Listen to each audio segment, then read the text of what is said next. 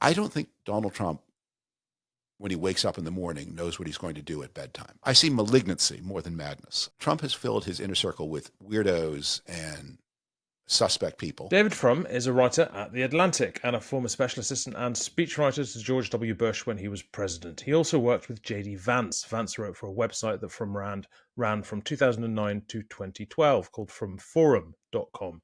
And he joins me now. David Frum, welcome to Times Radio.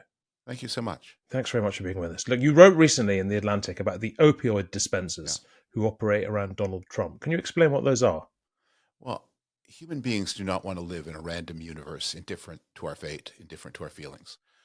We construct systems of belief and meaning to explain sinister events. So when a malign person seizes control of the government of the United States and begins acting in destructive ways, there's a tremendous craving for an explanation of some higher rationality or logic. And because of this craving, there's a tremendous market for people who satisfy that craving and say, look, it looks like he just punched the baby for no reason at all, except that he likes punching babies. But actually, the baby punching is in service of countering the Chinese state. And you're not supposed to think very hard. Well, how does punching a baby help us counter the Chinese state? But the point is, you're promised that it will. And there are a number of people, I don't name them in the article, but I describe their role and function. And I think, like the Lord High Executioner and the Mikado, you can fill in the names yourselves. There's a lot of this going on with the tariffs, with the betrayal of Ukraine, with the abandonment of Europe. There are people who are anxious, eager to provide anxious, eager for meaning, and people who will provide that meaning. People who are basically keen to say there are reasons behind this. The reason why he's behaving Yes. as he does over Ukraine is to boost European defense spending. The Yes. reason why he wants to make peace with Russia is to enhance, is to strengthen himself in the forthcoming fight against China. The reason why he wants tariffs against Canada is to stop drug smuggling. And you basically think all these things are nonsense. It's not that I think they're so obviously nonsense. Once you start working out, it isn't up to me. It's not a matter of opinion. If you were to ask the person who gives you the rationality, explain to me how this would work, the system of rationalization collapses so instantly. And let's take, for example, betrayal of Ukraine to strengthen America's hand in the Pacific. So the Prime Minister of Japan came to Congress and gave a speech to a joint session of Congress, in which the Prime Minister of Japan, one of America's very most important allies in the Pacific, said the defense of Ukraine is essential to the defense of Japan. So he's a liar. The argument goes like this. The United States has a limited supply of credibility. If it uses any of that supply of credibility in Ukraine, that will make less credibility available for other ends. Now, the problem here is, first, it's like paying your debts, that you don't say, I want to impress the mortgage company, and therefore I'll default on the electric bill. That way I'll have more money to pay the mortgage company. The mortgage company wants to know that you pay your bills. But the next problem is Trump has repeatedly said during the campaign, twice, once in an interview with Bloomberg, once with some right-wing website, that he would abandon Taiwan. And since becoming president, he's been more circumspect, but he's hinted pretty broadly that he might abandon Taiwan. So every signal to the Chinese is an invitation. And finally, Trump is building his own presidential fortune, quite shockingly, by selling meme coins to Chinese investors. And in one of these deals, a pardon for someone who's now in prison, or pardon who was in prison, is now an out-of-prison felon, is part of the deal. So no one in China is going to take seriously that Trump is trying to contain them. What they can see instead is that he's smashing up the alliance system that is the only hope to contain China. Do you see any method in the madness, or do you just see madness? I see malignancy more than madness. I don't think the president is literally crazy. I mean, he believes a lot of things that are not true. But you know, my late father, in the days of handwritten cafe bills in Europe, would always minutely examine the handwritten cafe bill, and he said, if they were just bad at math, you would expect half the mistakes to be in my favor. Okay. So yeah. So I don't think Trump is delusional in many ways, but the delusions are always in favor of Putin, in favor of anti-democratic establishments. And let's take the point where it's sometimes said that Trump is attacking the Europeans to get the Europeans to spend more on defense. So why is it that the countries he most mistrusts are those that are doing just what he says? That his co-president Elon Musk personally abused the Polish foreign minister and then the whole state of Poland, which has the highest and most robust defense program in Europe. And what is the party in Europe they relentlessly champion? Is the Alternative for Germany, which is a party that opposes increases in defense spending. This is not about more defense spending to counter Russia. This is about not countering Russia. I mean, it's certainly true that Trump's been much more demanding of Ukraine than he has of Russia and Vladimir Putin. What do you think of the idea that his strategy, despite all that, is more likely to bring about peace than Joe Biden's strategy, who was sort of more than content, delighted to sustain the war? There are many criticisms to make of Biden's strategy. Biden was a very cautious president, and so his policy was find out what Ukraine needs, give them half, and that saved Ukraine at the beginning, but it made it difficult for Ukraine to bring the war to a successful termination. I think it's true when Trump said, "I can bring peace in 24 hours." That's true. But peace on what terms? That his plan always has been to cut off Ukraine, abandon it, and give it essentially to Russia. Um, and what Russia, if you remember that, keep in mind that what Russia seeks here is not some territory. Russia is not short of acreage. It doesn't need any acreage at Ukraine's expense. What it wants is to ensure that the government of Ukraine is subject to Russian will, as it was before 2014. That's the goal. And Trump's willing to give them that goal. And for example, that's why he has made the resignation of Zelensky one of his demands, that if you can force Ukraine to rewrite its government at Russian demands, then you've given the Russians the things they really want, which is control over Ukrainian sovereignty. So yes, Trump can bring so-called peace, but on whose terms and with what damage to Ukraine, to Europe, to the United States? You were part of the speechwriting team that came up with the phrase axis of evil, famously Yes. used by George W. Bush to describe Iran, Iraq, and North Korea. Do you think Donald Trump has an axis of evil in mind? And if so, who is in it? Is Europe in it? I think Canada, Europe, Japan, democracy, honest financial regulation, his ex-wives, It's a big axis. his daughter by his second wife. I think they would be in the axis of evil for Donald Trump. What do you think he thinks links all these things? Are they simply people, bodies, individuals, countries who are opposed to what he feels he wants to do? Or is there something more, whether he properly recognizes it himself, is there something more philosophical behind that? What Trump has been doing domestically in the past few weeks has been a series of major initiatives of intentional illegality. He tests the limits. So, for example, he said, all these budget cuts you're hearing about, the president, these are all funds appropriated by Congress. The president does not have the legal power. Once Congress has appropriated money, the president has broad discretion to administer the money, but he can't refuse to spend money that Congress has appropriated. When he cuts the voice of America, that's illegal. Trump just this past weekend defied a court order about the deportation of accused, not even accused because there hasn't been any process, but of presumed Venezuelan gangsters. He defied a court order. So Article 1 of the Constitution gives Congress authority over spending. Trump has challenged that, has ignored that. Article 2 puts the courts in charge of supervising the legality of executive acts. Trump has just defied that. So that's Article 3. Article 2, I beg your pardon, is the presidential power. And he's just this weekend tweeted out that he's not going to respect the pardons granted by his predecessor. So systematically, one by one, whenever you show him a legal limit, he says, right, let me test that. Because what he wants is unbounded scope for will. That is inconsistent with any legal system, any system of rule of law, and especially with the American system of rule of law. Okay. Look, I want to ask you in a minute whether you think the Republican Party is coming back. But before that, I want to ask you whether it's perhaps more severe than that, whether you think America is coming back. Has America fundamentally changed this last month? And has it changed for good? Is the America that the world used to rely on, is that gone? Look, not to get all existentialist on you, but life is action. Life is decision.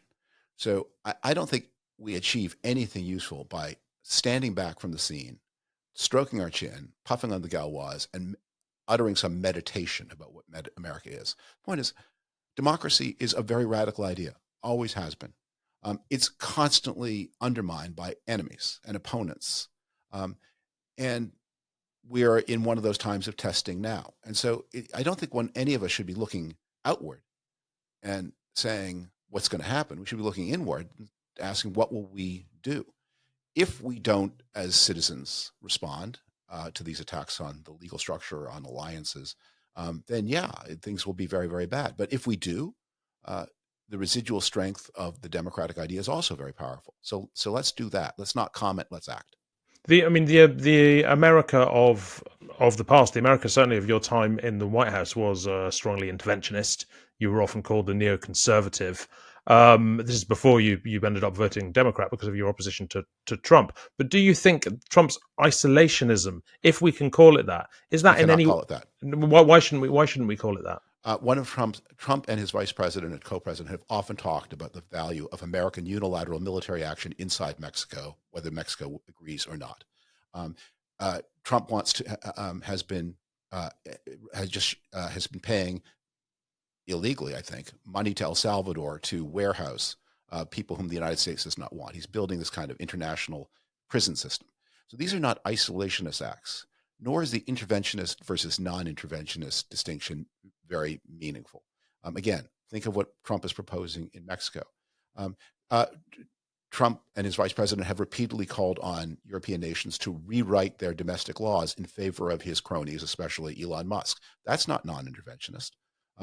The idea that an American vice president would go to the Munich Security Conference and say, I have some ideas about which party should be in the German governing coalition and which should not. That's not non-interventionist. That's a long way from non-interventionist. Yeah. I think your taboos against inviting neo-Nazis into the government, I think that time, the time for that is past. And I say, as the American vice president, bring them in to the coalition. Oh, and bring in the pro-Russian people on the left too. That was his message. Bring in the pro-Russian people on far right and far left.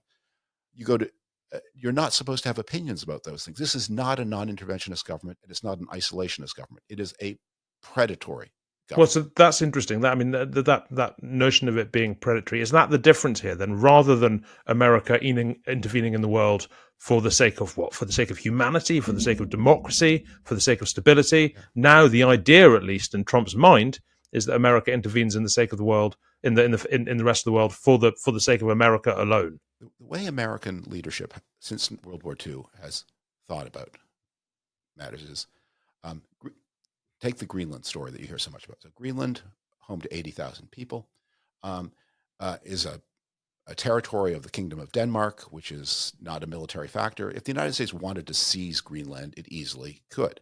And if it wanted to suppress the 80,000 people of Greenland, if they attempted an insurgency, we're talking mad projects here, but the United States could do all those things. So why does it not? Well, the answer is because American presidents since 1945 have understood that America's supreme interest is a system of non-aggression. The United States fought the three major wars the United States fought between the end of World War II and the end of the 20th century were all in defense of boundaries. Fought a war in Korea against the North Korean invasion of the South, fought a war in Vietnam against the North Vietnamese invasion of the South, and fought a war in Kuwait against the Iraqi attempt to abolish the Kuwaiti state. And these states weren't all great states. South Vietnam, even Kuwait, have a lot of, they're not exactly democracies, but the United States said, invasions across international borders are so dangerous. The project of abolishing states altogether is so dangerous, we will even use military power to stop it. That's our interest. And so the idea of picking up some frozen acreage in Greenland, a country which is a member of the EU and a member of NATO, Greenland is a territory, I should say, member of EU, member of NATO. If you want to open a mine, there is a legal structure where mining can be done. If you want to increase the 200 American personnel in Greenland today to 400, the Danes would surely say yes. They've often asked for more in the past. Every legitimate interest of the United States could be served through cooperation. But for Trump, the predation is the end. And that is a new chapter because, as I say, we fought in Korea, Vietnam, and Kuwait to say no predation. Let's turn now then to the Republican Party, the one that you knew and were a part of. Has that gone? Is that coming back? Can it recover? Well, it's very hard to start new political parties in the United States, so and easier to change them than to replace them. So probably the Republican Party, something called that, will exist for a long time. But it has certainly reoriented its policies. This past weekend, we have had the Secretary of the Treasury all over the airwaves defending high tariffs, defending higher consumer good costs, defending intervention in markets in a way that would have been unthinkable for a Republican of 20, 30, 40 years ago. So the party's changed. The Republican Party is now a much more statist party than it used to be, a much more protectionist party than it used to be, a much less respect for the Constitution and rule of law party than it used to be. And that's why I don't feel at home there anymore. That brings us on, I think, quite neatly to J.D. Vance. You worked with him. Explain what he was like back then. So I knew him as when he was a quite young man. He had returned from his service in Iraq. He was, I think, on his way to Yale Law School. And in those days, I ran a website that was about the reform of the Republican Party that offered a platform to young writers. We didn't pay much, so the writers were young, to talk about these kinds of ideas. And he was someone who found his way to me. And he was an extraordinarily impressive person, intelligent, knowledgeable, obviously ambitious, and obviously going places. So he published about a dozen articles on my site under a pseudonym, which not uncommon because a lot of people who wrote for me were congressional staffers saying things their bosses wouldn't like. And when they published under a pseudonym, I always honored that. So time went by. We remained in contact after he went on to greater things. He began writing for The Atlantic, where I also worked. And we had contact and communication about his political ambitions. But I never talked about his work for me until he ran for the Senate. And then he commissioned something called self-opposition research. When you're running, what you do is, your opponents are going to be digging into your past. So you dig into your own past and say, where am I vulnerable? So the firm he commissioned said, one of your vulnerabilities is that you wrote so often for David Frum's site, because at that point we had moved very far apart and I was quite alienated from the Trump Republican Party. And so this might be a problem for you. The self-oppo was done by a super PAC, not by the J.D. Vance campaign. And super PACs are not supposed to directly communicate with the campaign. So before this moment of separation, the super PAC and the campaign had struck an arrangement where anytime the super PAC had anything it wanted the campaign to see, it would place it in a certain corner of the internet where the campaign would know to look. The problem for the super PAC was Politico magazine also knew to look there. And so Politico magazine found the self-oppo and wrote a story about this connection between Vance and me, at which point I felt free to talk about it. He had revealed the story. I had not. I kept my promise. The Vance of those days was someone who's very much on the wavelength that I was traveling toward, more economic modernization, toward a more culturally modern Republican Party, to one that was less paranoid and fearful, less accusatory, and more willing to accept the normal turnabouts of democratic politics. Sometimes you win, sometimes you lose. Since then, of course, he's moved in a very radical direction. I don't think with someone like Vance, it makes sense to say, well, was he sincere then or is he sincere now? I think he is the person he needs to be. But I think he's also very driven by short-term imperatives. And so the person he is right now is someone who is very pleasing to Donald Trump, very pleasing to the radical fringe of the Republican Party. I don't know that this is the place you want to be if you run for president, but he may imagine that if he ever does run for president, he can reinvent himself one more time. Do you foresee him running for president? I mean, certainly. I didn't foresee specifically that, but I did foresee a big political future for him, for sure. But I mean, looking forward from now, one would assume there will be another MAGA candidate on the assumption that Donald Trump is not the candidate next time. Do you think it's likely to be him? I think MAGA is a personality-driven movement, a radical movement, and a movement that does not respect legality. So if Donald Trump is still alive, I would not assume that he would respect the limit on 3 terms. He doesn't respect any other limits. Why would you respect that one? And he may try to keep it in the family dynasty and promote one of his sons. As I say, this is not a political party as normally organized. I mean, Donald Trump can lead this party in all kinds of strange directions. If Donald Trump had chosen to be pro-Ukraine, MAGA would have been pro-Ukraine. When Donald Trump chooses to be anti-Canada for no obvious reason, MAGA becomes anti-Canada. It's not something that has a kind of inner ideological logic. It's more a leader principle party. Do you think are there limits to the extent to which J.D. Vance would cheerlead Trump, agree with Trump. Is there any value or steel or backbone there that you could see driving a wedge between him and Trump? Well, I think if Donald Trump made good on his threat to literally personally shoot somebody in Fifth Avenue in front of witnesses, That's the bar, is it? I don't think he'd go along with that. I doubt it. I can't be sure, but I don't think so. Wow. Okay. I mean, the JD Vance we saw in that infamous Oval Office showdown with Vladimir Zelensky, was that the guy you felt you knew? Well, that person was tactical and strategic in a way that Donald Trump has never been. So Vance, Trump has a medley of motives for being anti-Ukraine. He's pro-Russian for whatever reason that is, and Zelensky also didn't fall in with Trump's wills in 2019, and Trump got impeached because Zelensky resisted Trump's demand that Zelensky manufacture dirt against Joe Biden for the benefit of Trump's 2020 campaign. So there are a lot of personal grievances. But Trump is not really a consistent or ideological person. Vance is. And Vance is not so much pro-Russian in the way that Trump is, where there's a personal bond between Trump and Putin. I don't think there's a personal bond between Vance and Putin. Instead, Vance is part of a larger transatlantic far right that sees the Russian state as an example of what they're trying to build in their own countries. So he is as attached to Viktor Orban, as attached to the Alternative for Germany, as attached to the parties of the far right elsewhere in Europe and the UK. And what he was trying to do was, Vance also understood that the Republicans in the Senate still mostly support Ukraine and want to be on side and want to be helpful, even as they fear Trump. So he was trying to create a contradiction where you had to be either for Zelensky or for Trump. He was trying to intensify that. And whereas most of the Republican senators are trying to smooth it and say, I'm for Trump and for Zelensky, Vance was trying to create a personal conflict, which is the kind of conflict Trump never can forgive, in front of the TV cameras, which makes it, again, even more powerful for Trump. And then turn to the Republican senators and say, see, it's choose. It's Zelensky or Trump. There's no middle ground. There's no way to support both. That makes it sound like he knows exactly what he's doing, Vance, in a way that Trump certainly doesn't. I don't think Donald Trump, when he wakes up in the morning, knows what he's going to do at bedtime. But I think Vance is working backwards from 2028 and has got a list of things to do every minute between now and 2028. As I say, I don't know that he will be the next Republican nominee. I don't know that there will be any other nominee than Donald Trump, but he has to assume that, and he's working backward. He's got a plan, and he's executing it.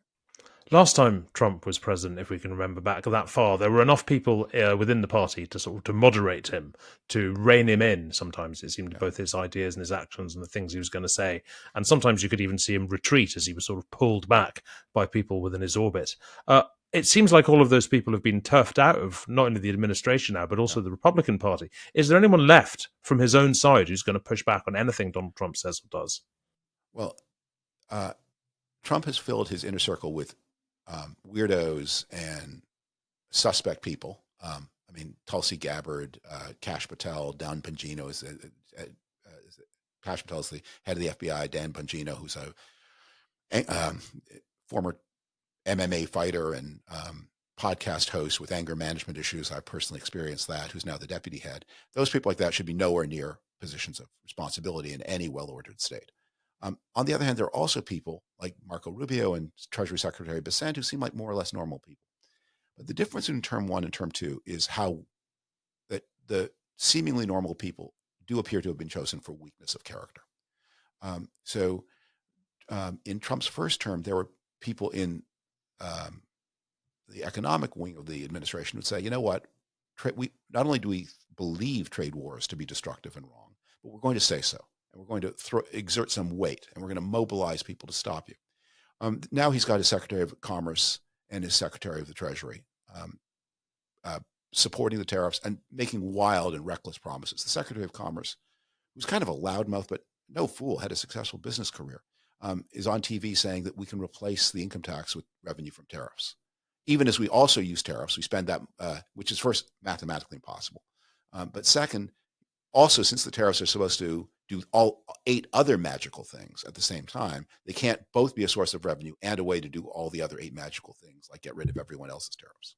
Yeah. But look, finally, before I let you go, I'm interested to know where you think this leaves the UK. First, in terms of what our Prime Minister, Keir Starmer, can do, because with his idea of being a bridge between the United States and I guess the rest of the world, Yeah. but also in terms of what it can do to our sort of more right wing politics here, because even our supposed answer to MAGA, Reform UK, seems wary of going as far as Donald Trump. And we have the Conservatives who are not willing to even go that far. So I'm interested to just as you look across the Atlantic, what do you see happening here? Well, I backed off a little bit when you asked me to make predictions about the future. But um, if I were a British citizen, uh, I would be thinking you do have to believe that with two Trump terms, the American security guarantee is not a certainty. Um, it's something that might go wrong, and so Britain, with European partners, needs to have a security structure to defend itself against Russia and maybe against China, and not just conventional military attack, but cyber warfare, corruption, and other kinds of threats to security. You need to work much more closely with your European partners. So this is not a time to be a bridge. This is, which is the position the British, I think, usually like to be in. This is a time to say the partnership with France, Germany, Italy, Poland, Ukraine, that is the supreme paramount thing that must be fortified. Uh, all these countries need to increase their military uh, commitment, but it's not just enough to buy the machines, and not just enough to even to recruit or even conscript, as some countries are talking about, the men. You need coordinating structures. Europe needs a single navy, which it needs a single air force. It needs a command structure. It needs a national security council. It needs a coordinated response for nuclear weapons. Not that nuclear weapons are very useful in the modern world, but they're the ultimate guarantee, and you have to have a way to control them. You need a satellite system so that you're not dependent on American information. We saw that Ukraine discovered that information can be turned off. Um, the technical capacity is there, the resources are there, the human beings are there, but the collective action problem has to be solved. And Europe should be buying, and there should be a combined European procurement agency where the United States can laugh off Portugal saying maybe we won't buy F-35s, but if there were an integrated EU-UK Air Force with an integrated EU-UK purchasing structure, if that entity decided not to buy F-35s, Americans would have to pay attention. But in a European context, that would be, I mean, that would be revolutionary, and is particularly unlikely at the moment with the countries generally drifting apart rather than closer together. You live in revolutionary times, so you need revolutionary actions. And when something must be done, there has to be a way to find a way to do it. Yeah, David Frum, thank you very much indeed for your time.